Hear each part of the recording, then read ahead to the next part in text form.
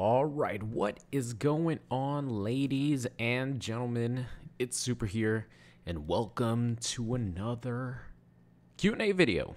As you guys see, there's gameplay playing in the background, but since I am doing this on XSplit, meaning I'm just watching my own video, really my voice is in the background if I actually put some volume on. So I figured we could do this raw dog here without any edits. Some of my favorite videos is when I just speak for like however long it takes without having to cut anything out.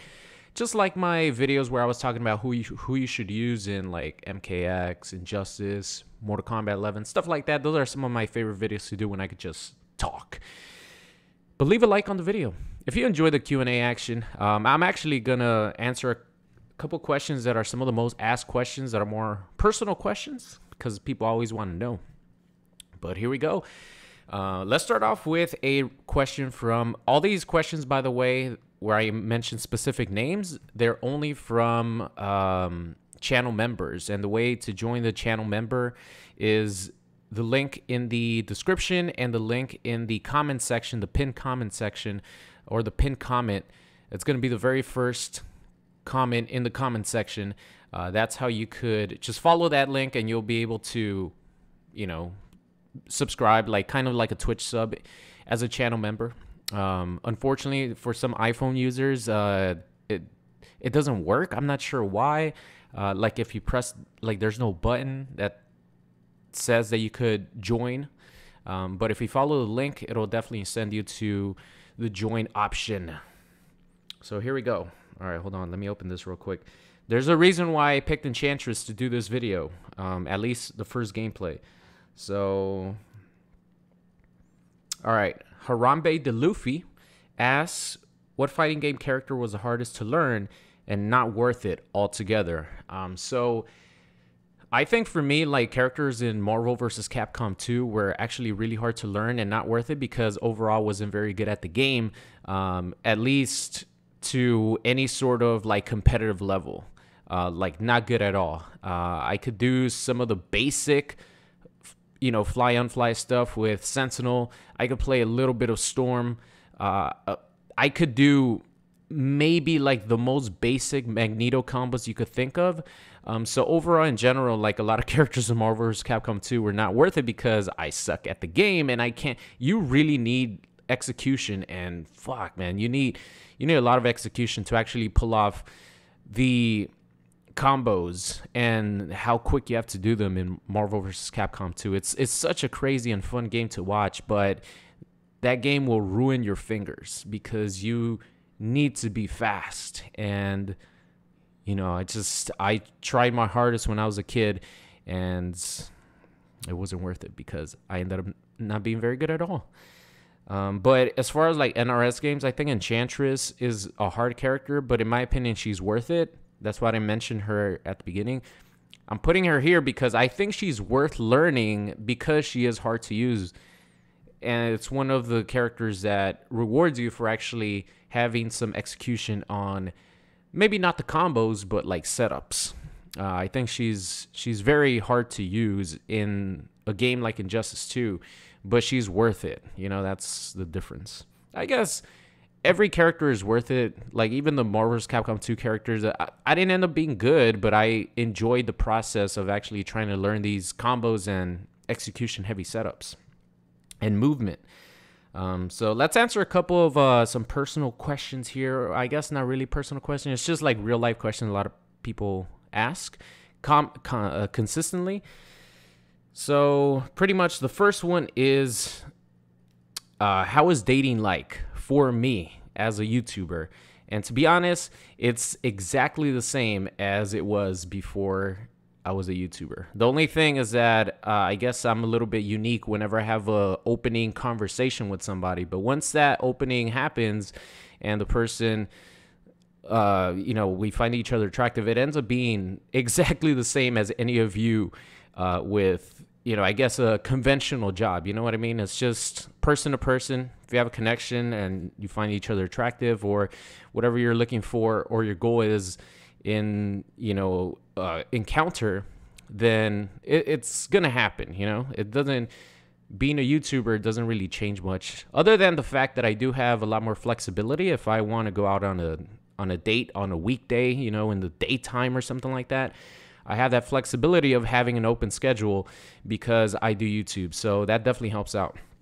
But at least, you know, the opening conversation is always a little bit more interesting for the person, because even though I do live in Los Angeles, you know, just being like I guess, professional YouTuber, or just a YouTuber in general as your main like job, is not something that people encounter too often.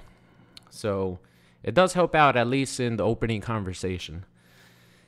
But as far as dating in Los Angeles, I mean, I don't know. I don't have experience dating anywhere else. To me, I would imagine it would be the same. I like to go to a lot of bars, clubs, etc. So I don't know. I guess it's kind of easy because a lot of people are, you know, single here in Los Angeles, and I don't know. It's not too much of a problem. But as far as how YouTube and dating is involved, I do like the fact that I have an open schedule. Let's see. How has YouTube changed me personally? Now that is a deep question, and I don't know if I could actually answer it properly, because YouTube has literally been my entire life for the last 11 years. YouTube has literally been my entire life for the last 11 years. I started doing YouTube in 2010. I started watching YouTube in 2009.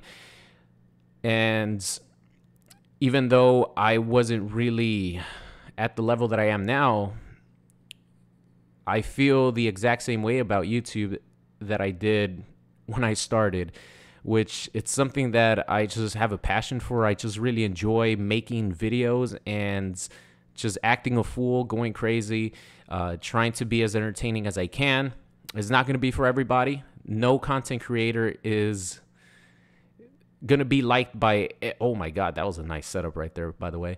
No content creator, no YouTuber, no Twitch streamer, nobody trying to be creative is going to have everyone like them.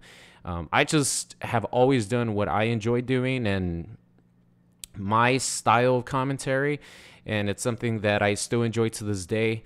It's definitely has gotten a lot more toned down because I have been forced to, and I think a lot of people have toned down because they have been forced to by YouTube's changes as far as demonetization, because at the end of the day, we are trying to make a living here.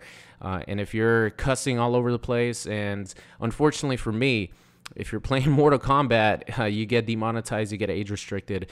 But it's definitely has gotten better in the last year.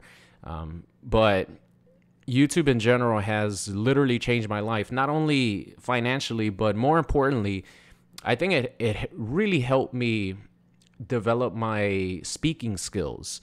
That's one thing that I guarantee that every single person that has done this for a good amount of time, whether they do it for a living, whether they do it for fun, speaking to an audience and, you know, just speaking into your microphone, speaking to a camera if you do actual face cam videos, and talking to an audience and either trying to be funny, trying to be analytical, whatever your style of video is, doing that really helps out not only your speech, but also, to be honest, your social skills, because you don't feel nervous whenever you talk to a single person, because you know that pretty much every day you're speaking to thousands of people and, you know, interacting in the comment section. They have the ability to interact with you, whether they're judging you negatively, whether they are, you know, praising you in a positive way, whether they just enjoy your content in general.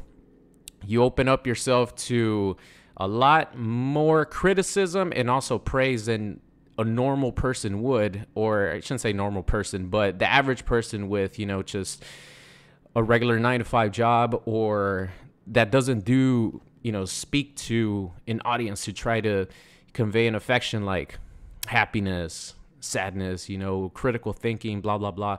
So I think the biggest thing that YouTube has helped me with is definitely my social skills, my speaking skills, and the fact that I would not get nervous if I had to stand up in a podium and, you know, give a speech or talk to a group of people, you know, talk to a single person. All that has really been because of YouTube. And I think a lot of people could tell you that social skills and just speaking skills in general, and being able to hold a conversation and have it feel, you know, smooth and not be as awkward maybe as you would have been before you did YouTube. I think a lot of people will tell you that YouTube helps in that regard. That's why, you know, I would recommend you guys, if you want to develop your social skills and speaking skills and getting nervous when you need to speak to somebody or a group of people, to turn a camera on, put it on yourself, talk into a microphone and talk about whatever it is that you need to talk about, or just speak into a microphone and just talk about shit. And over time, it's not going to happen overnight. Is over time, you will get used to just going on speaking your mind about whatever you want, and that's going to actually carry over into real life. It's going to help you with job interviews. It's going to help you not get nervous talking to people, especially with job interviews and having that interview process. It's going to be a lot easier for you to communicate with people without getting nervous. So I think that's the biggest thing that YouTube has helped me out with, for sure. All right, let's move on here. This is a question I get asked a lot, and I'm not going to answer it, but of course, you know, I'll give you an example, I guess. How much money do you make on YouTube? And I'm going to give you the cold, hard facts, all right? So from 2010 to 2015, before I started uploading Mortal Kombat videos, and I was playing Call of Duty, still uploading pretty much every single day. Actually, from late 2012, I have been uploading every single day. Getting about, on average, maybe 1,000, 2,000 views per video if I was lucky. 3,000 to upwards to like 5,000 was like the most that I would get on a single video, no matter what. Because videos just would not take off like they do with fighting game content. Because the Call of Duty scene is so oversaturated. Even like back then when I was doing it. I got partnered by Machinima in 2011, I think. Mid-2011. And they pay you every month, right? And the payment is backtracked. So however many views I get in January, I get paid for those views at the end of February. So it's backtracked by a month. But whenever I would get paid for the month, I was uploading every single day, getting like a couple thousand views per video. I was making about $400, $500, $600 a month from about 2010 till maybe 2013. About anywhere between, I'll probably say $500 to $800 a month around that time. And then when I got a little bit more popular around 2013, like late 2013 up until 2015, before I started uploading Mortal Kombat, I would probably jumped to about $1,000 to maybe $1,500 a month. Maybe. Most of the time it was lower like 1,000, like 1,100, 1,200, stuff like that a month. And that was going on for a long time. And I still kept doing it every single day. I still kept uploading every single day, because whether I would have taken off or not, you know, I was still enjoying the process of creating videos, and I still enjoyed doing it. So I kept on doing it, even though I wasn't making, any money pretty much. And this was the only thing that I was focused on. I was very blessed in having, family, my mom, my brother. My brother was doing it at the same time as well, but very lucky to have a support system like that where I was not forced to, try to get a traditional job, even though I would do jobs here and there to actually make a little bit extra money. But YouTube was always a focus, pretty much 100% for all those years, even though I was struggling a lot to make any sort of decent money. But I will admit, once I started uploading Mortal Kombat videos, things changed a lot. They changed a lot, and it was a slow process to where I am now, where now I feel pretty confident about my financial situation. I have 2 places, one here in Koreatown in Los Angeles, where I live with my brother and my mom, and of course Cookie the dog. And then I have a place in downtown where is like a little bachelor pad. I go for the weekends. I go whenever I want some alone time, whenever I want to have a nice little cup of whiskey on the rocks, and just overlook the city, because it's in one of those skyscraper buildings, whatever you call them. You guys will see the pictures on Instagram that I post. But I definitely would not have been able to do that if it wasn't for you guys and YouTube and everything. So I'm not going to say how much money I make now, but I will tell you that, for a long time, I was making absolutely no money. And it was a slow process to build up to this point, because even when I was getting tens of thousands of views a month, or even hundreds of thousands of views a month, the ad revenue is so up and down that you could be making a ton of money on the same views that the month before you would have made half of that, because that's just the way things are with YouTube. You get paid based off of ad revenues that appear on your videos. So pretty much from 2015, when I started uploading MKX, to about 2017, I was still kind of making a lower amount of money, maybe a traditional job, like a traditional 9-to-5 job that anyone would have.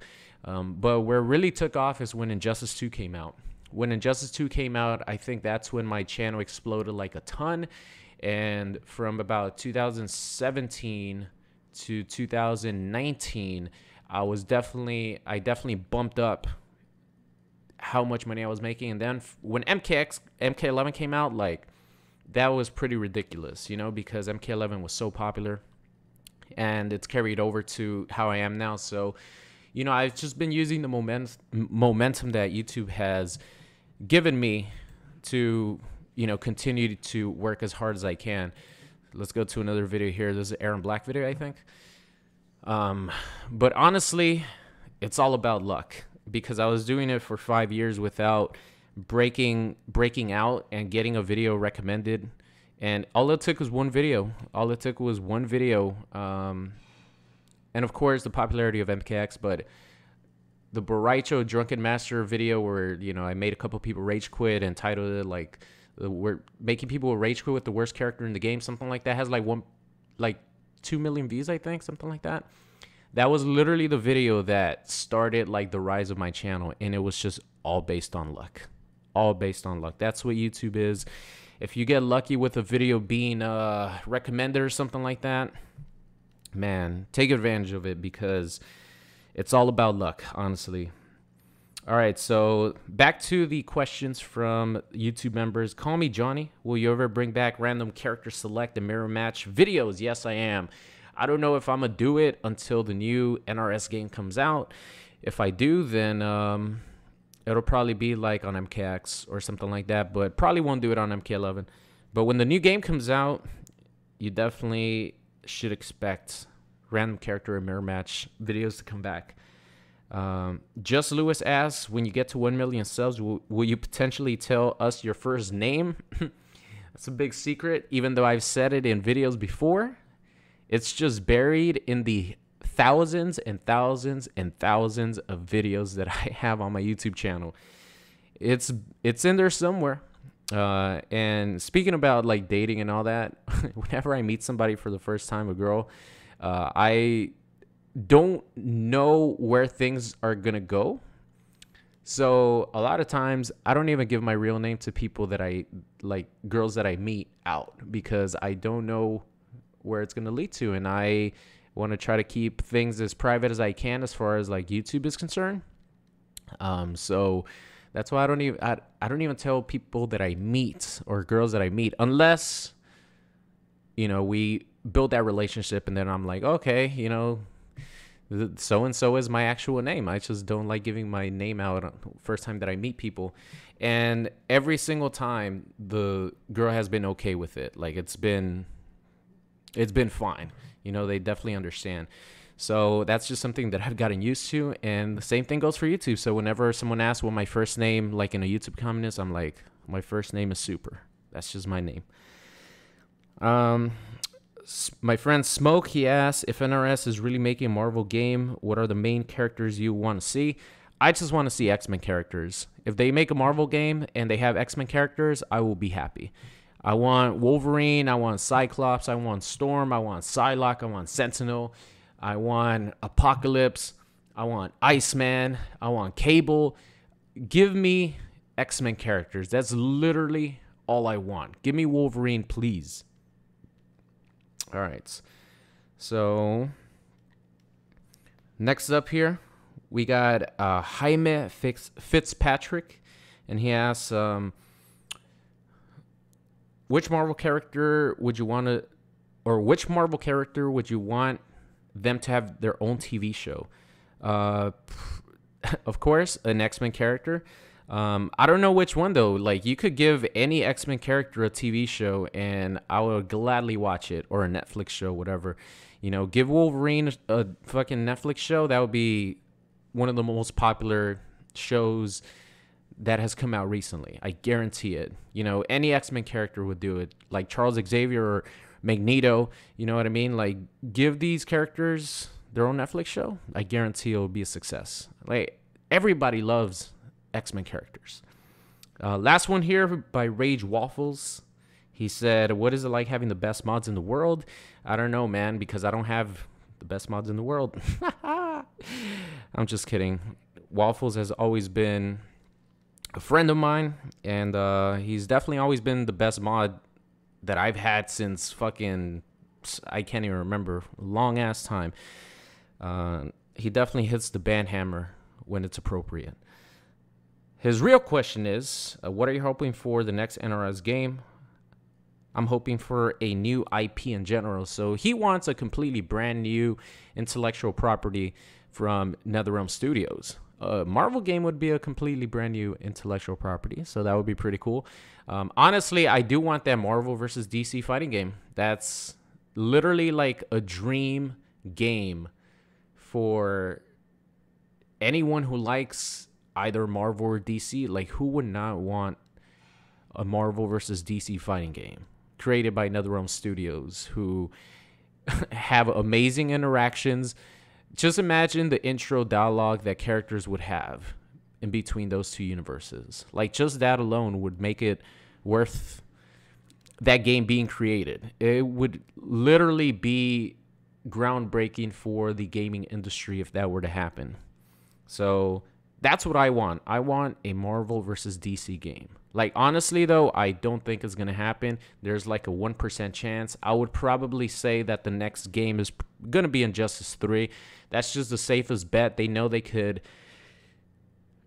build upon the universe and also make a lot of sales, because a lot of people like that DC fighting game action.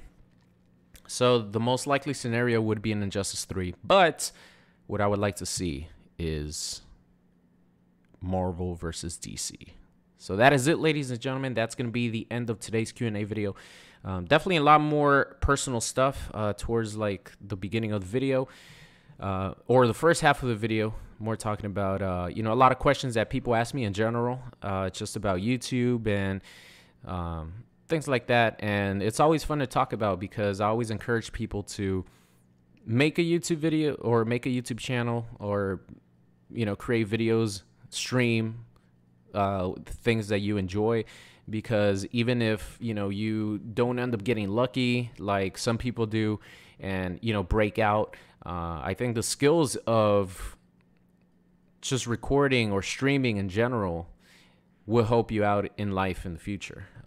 Trust me, they definitely will. It might not seem like something as, you know, I don't know what the right word is, but something like playing video games and talking into a microphone, that might not seem important, but the skills that you develop doing that is what's going to carry over to anything that you do in life whenever you communicate with somebody, because you're doing it on a daily basis and you're doing it to a lot of people. You know, even if you do it to 5 people, right? Most of the interactions you're going to have in life are going to be a one-on-one situation. So you're already speaking to 4 more people than you probably normally would on a normal, you know, a normal interaction that you would in real life. So definitely do that for fun. You know, it's always a good time too. So that's it, ladies and gentlemen. Thank you so much for watching today's Q&A video. Hope y'all enjoyed it, and I'll see you guys next time.